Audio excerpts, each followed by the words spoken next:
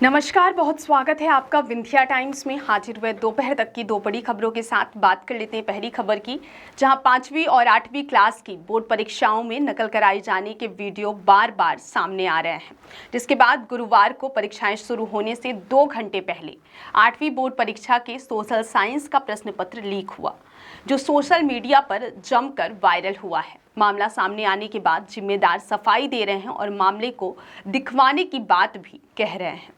हम आपको बता दें कि गुरुवार को सुबह 9 बजे से 8वीं बोर्ड परीक्षा का सोशल साइंस विषय का पेपर शुरू होना था, लेकिन परीक्षा शुरू होने से 2 घंटे पहले ही इस पेपर के प्रश्न पत्र सोशल मीडिया पर वायरल हो गए। एक कागज पर किसी के द्वारा इस पेपर के 17 प्रश्नों को लिखा गया है।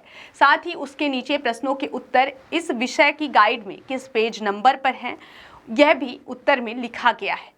वायरल प्रश्न पत्र सही है या गलत, यह जांच का विषय है, लेकिन प्रश्न लीक होने का मामला सामने आने के बाद एक बार फिर से श्योपुर जिले में हो रही 5वीं और 8वीं बोर्ड परीक्षाओं के लिए किए गए इंतजामों पर सवाल खड़े हो गए हैं, क्योंकि इन्हीं बोर्ड परीक्षाओं में नकल होने के वीडियो भी 2 बार वायरल हो चुके हैं। एक वीडियो में तो शिक्षक ही नकल करवाते हुए दिख रहे हैं। उस मामले में 2 शिक्षकों को निलंबित करने की कार्यवाही भी हो चुकी है, लेकिन अब पेपर से पहले प्रश्न लीक होने का मामला सामने आने के बाद शिक्षा विभाग के जिम्मेदार अधिकारी डीपीसी से इस मामले में बात करने को कह रहे हैं और डीपीसी कॉल रिसीव नहीं कर रहे हैं। बात करते हैं दूसरी बड़ी खबर की, जहां लोकसभा चुनाव को लेकर निर्वाचन आयोग किसी भी वक्त चुनाव आचार संहिता लगा सकता है। ऐसे में अब कांग्रेस और बीजेपी अपनी चुनावी रणनीतियों को जल्द अंजाम तक पहुंचा देना चाहती है।